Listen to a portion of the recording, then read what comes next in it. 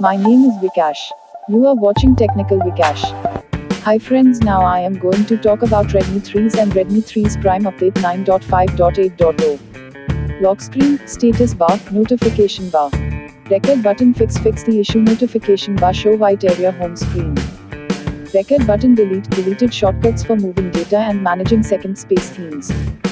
Record button fix themes app pause closed while click on import button music. Record button fix playing anti content gives warning every time with every song even when no data limit is set. Record button fix playing online content gives warning every time with every song even when no data limit is set. Weather. Record button fix the issue that weather keeps stopping settings. Record button mute, you can hide the shortcut to second space now. Record button mute, you can hide the shortcut to second space now.